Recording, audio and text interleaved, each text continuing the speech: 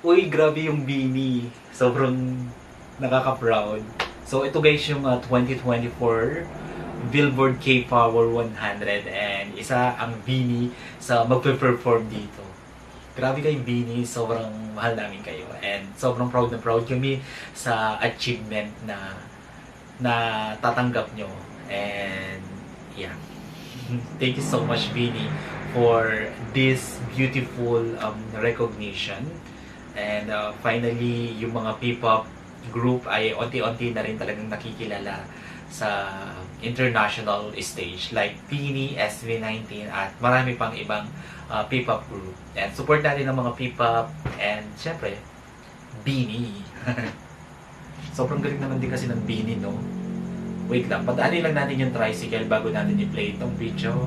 Ang ingay eh. Alright, ang ingay, padaanin mo na. Narinig niyo ba?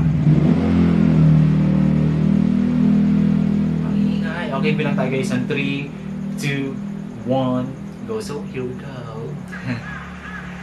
Ay, the idol. Grabe outfit nila, no?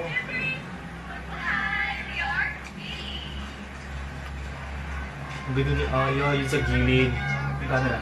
Si Colette at si Gwen. Si Anya. Si Joanna. So pretty. Ang ganda ng nila, no? Ng face card ng Beanie, no? Sobrang napaka beautiful nila. Talagang living Barbie nila ang Beanie. Grabe. Ang ganda ni Sheena, no? Si Maika, si Maloy.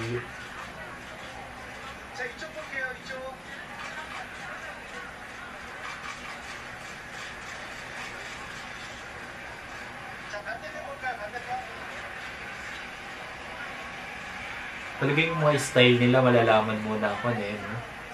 Pinag-isipan, talagang bagay sa kanila. No? And then yung signature fashion nila, no? Like Colette, merong laging bandana, ganyan. Tapos si Maloy, maraming pakit sa kanyang hair. No? Stig. Eh, ba't naminto? Wait lang. Yan. Naka-FB 10.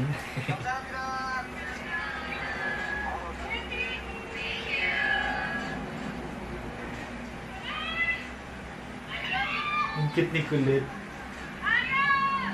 Yay, si Aya. Super pretty.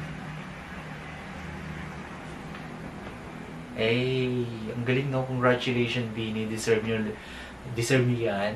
Yung recognition na ganyan. Sobrang deserve nyo. And alam naman namin, guys, na ang Beanie talaga ay sobrang napakagaling and deserve talaga nila na mag-perform international stage like this. Diba? Nakikita yung galing talaga ng mga P-pop. So, support natin ang P-pop. Alright? Kung nagustuhan nyo to guys, bilhin itong malaking likes. Mag-comment kayo kung meron kayong mga advice na video na pwede kong gawin dito sa akin channel. You know,